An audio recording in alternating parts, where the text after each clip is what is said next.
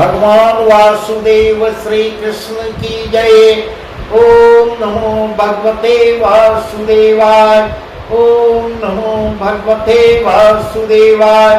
श्री कृष्ण गोविंद हरे मुरारी, हे नाथ नारायण वासुदेव। श्री कृष्ण गोविंद हरे मुरारी, हे नाथ नारायण वासुदेव। राधे कृष्ण राधे कृष्ण राधे कृष्ण राधे कृष्ण। द्वारकानाथ की जय, केशव की जय, माधव की जय, राधा रानी की जय। श्री सुखदेव जी राजा परीक्षित को भागवत कथा सुना रहे हैं। वही प्रसंग हम आपको सुना रहे हैं। और आज सुखदेव जी कह रहे हैं, हे राजन, हे राजन, ध्यान लगा के सुनिए। आज मैं आपको सुभद्रा हरण की कहानी सुनाता हूँ।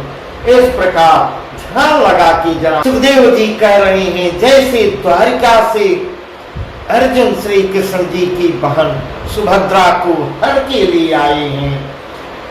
बहुत ही रोचक प्रसंग है। और कह रहे हैं, परिवार कुटुंब की कहानी है, ध्यान लगा के सुनिए। और इस प्रकार कह रहे हैं, श्री कृष्ण मिथिला में जा रहे वैसे कथा सुनाता हूँ, तुम मन लगा के सुनो। देवकी की बेटी श्री कृष्ण की छोटी बहन, जिसका नाम सुभद्रा था, जब वह ब्याहने योग्य हुई तब वसुदेव जी ने बहुत से यदुवंशी और श्री कृष्ण को बुला के कहा कि अब कन्या जो है ब्याहने की योग्य हुई है, किसी को कहाँ रिश्ता किया जाए, ऐसा मन में विचार कर रहे हैं।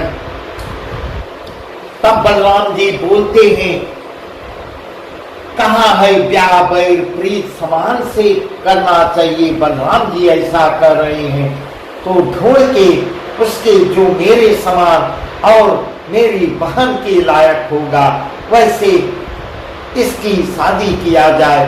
एक बात मेरे मन में आई है, यह कन्या जो है, ऐसा बलराम जी सलाह दे रहे हैं कि यह कन्या दुर्योधन को दे दिया जाए तो बहुत अच्छा होगा, तो जगत में यश और बड़ाई मिल जाएगी। तब वहां श्री कृष्ण ने कहा, मेरे विचार में आता है, जो अर्जुन को लड़की दे तो संसार में यश ले। इस प्रकार भगवान वासुदेव श्री कृष्ण अर्जुन को चाह रहे हैं, अर्जुन को साथ ब्याह करना चाह रहे हैं। और बलराम जी के मन में दुर्योधन की बात चल रही है। वही प्रसंग हम आपको सुना रहे हैं। तब सुखदेव जी कह रहे हैं, हे राजन, बलराम जी के कहने पर तो कोई कुछ नहीं बोला, पर श्री कृष्ण के मुख से यह बात जैसे ही निकलती है, सब पुकार उठे, अर्जुन को कन्या देना अति उत्तम है। तो वहां सभा में बैठे सभी लोग भगवान वासुदेव की बात का समर्थन करते हैं और अर्जुन को देने के लिए सब सहमत हो जाते हैं कि अर्जुन के साथ रिश्ता अगर कर दिया जाए तो बहुत ही अच्छा होगा। इस बात के सुनते ही बलराम जी बुरा मान जाते हैं और वहां से उठ के चल देते हैं। और उनका बुरा मानना देख सब लोग थोड़ी देर के लिए शांत हो जाते हैं, चुप रह जाते हैं। फिर आगे समाचार पा अर्जुन सन्यासी का भेष बना के दंड कमंडल ले द्वारिका में जाते हैं। एक भली सी ठौर देख मृगशाला बिछा आसन मार बैठ जाते हैं। ऐसा वर्णन सुखदेव जी कर रहे हैं। सन्यासी के भेष में अर्जुन आ गए हैं। 4 मास वर्षा भरी रहो, काहू मर मन या क्यों लहो। 4 मास वर्षा भरी रहो, काहू मर मन या क्यों लहो। 4 महीने वहां पूरे वर्षा ऋतु तक रहते हैं, कोई जान नहीं पाया कि ये अर्जुन है। अतिथि जान सब सेवन लागे, विष्णु हेतुता सोय अनुरागे, विष्णु हेतुता सोय अनुरागे। अतिथि जान के सब उनकी सेवा सत्कार करते थे। बाकी भेद कृष्ण सब जानो, बाकी भेद कृष्ण सब जानो, काहू सो तिन नाहि बखानो काहू। इस प्रकार ऐसा वर्णन सुखदेव जी कर रहे हैं। बाकी सब रहस्य तो भगवान वासुदेव जान रहे थे, मगर किसी से कुछ बता नहीं रहे थे कि यह अर्जुन ही है। सब उनकी उन्हीं की मनगढ़ंत थी। महाराज एक दिन बलराम जी अर्जुन को साधु जानकर घर में, साधु जान गए, घर में जीवन जानकर इस प्रकार बलराम जी की साधु को घर में निमंत्रण किया जाए, भोजन के लिए बुलाते हैं, आग्रह करते हैं। अर्जुन भोजन करने बैठे तो चंद्रवदनी मृगलोचनी सुभद्रा जी नजर उनके सामने आ जाती है। देखते ही इधर तो अर्जुन मोहित हो, सबकी निगाह को बचाते हुए बार बार निगाह से बचते हुए बार बार ऐसा सुखदेव जी कह रहे हैं। बार बार एक टक मन ही मन विचार करने लगे कि देखिए विधाता कब जन्मपत्री की विधि मिलाता है। और उधर सुभद्रा जी इनके रूप की छटा देखकर मन ही मन करती थी। उधर से सुभद्रा जी देखती थी, इधर से अर्जुन जो है सबकी निगाह बचा के देख रहे थे। है कौन नृपति नाहि सन्यासी, का कारण यह भयो उदासी। है कौन नृपति नाहि सन्यासी, का कारण यह भयो उदासी। सुभद्रा जी सोच रही है यह कोई राजा है, पता नहीं किस कारण से यह सन्यासी हुआ है, इसका कारण तो कैसे पता चले। इस प्रकार उनके मन में यह चल रहा है, यह सन्यासी तो नहीं है, यह कोई राजघराने का है। अगर सन्यासी भी हुआ तो किस कारण से हुआ है।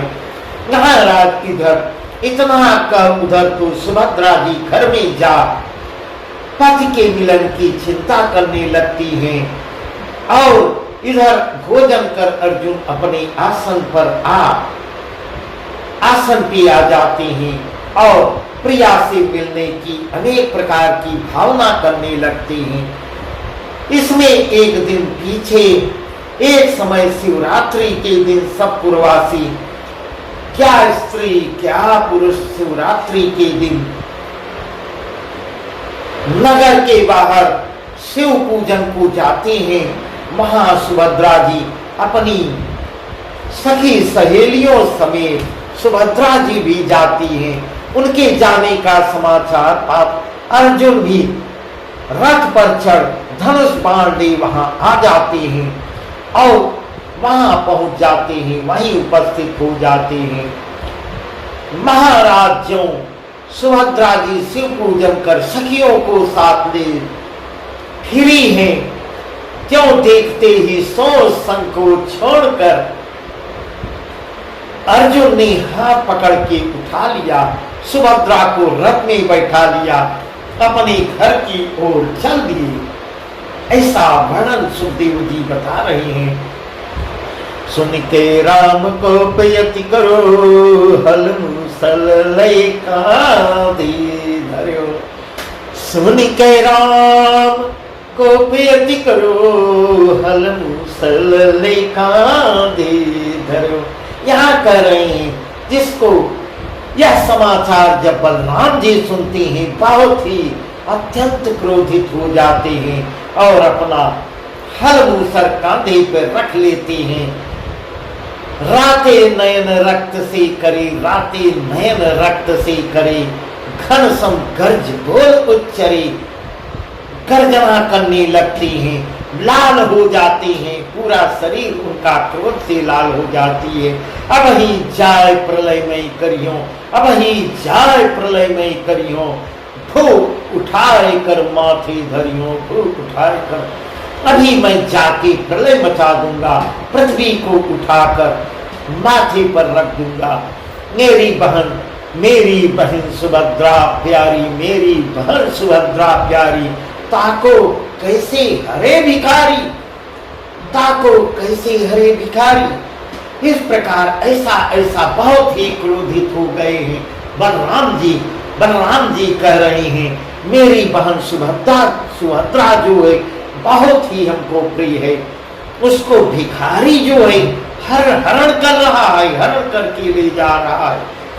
अब हो जब सन्यासी पाऊं, उनके दिमाग में तो वही सन्यासी आ रहा है और यह लोग नहीं बता पाए कि अर्जुन हरण करके ले जा रहे हैं। मैं सन्यासी में इतनी सामर्थ हो गई जो हमारी बहन का हरण करके ले जा रहा है। तिनको सब कुल खोज मिटाऊं, तिनको सब कुल खोज मिटाऊं।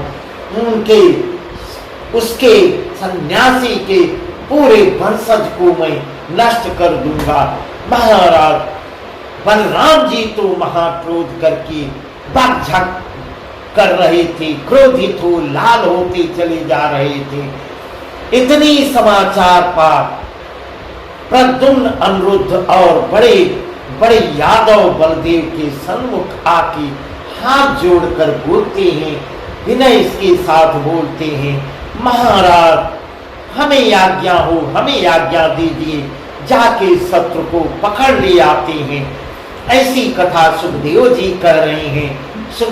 महाराज जिस समय बलराम जी सब यदुवंशियों को साथ ले अर्जुन के पीछे चलने को उपस्थित होते हैं, चलने की तैयारी करते हैं कि अर्जुन को पकड़ लिया जाए, बांध दिया जाए, उसी समय कृष्ण जी ने बलदेव जी को सुभद्रा हरण का सब भेद समझा दिया। उसी समय भगवान वासुदेव आके सुभद्रा की हरण का सारा रहस्य बलराम जी को समझाते हैं। बहुत ही विनती कर भाई से कहते हैं, अर्जुन तो हमारी फूफी का बेटा है, अर्जुन तो सगा संबंधी भी अच्छी घराने का है और दूसरे मेरा परम मित्र भी है। उसने जाने अनजाने समझे यह कार्य किया, पर हमें उससे लड़ना कभी उचित नहीं, यह धर्म के विरुद्ध है।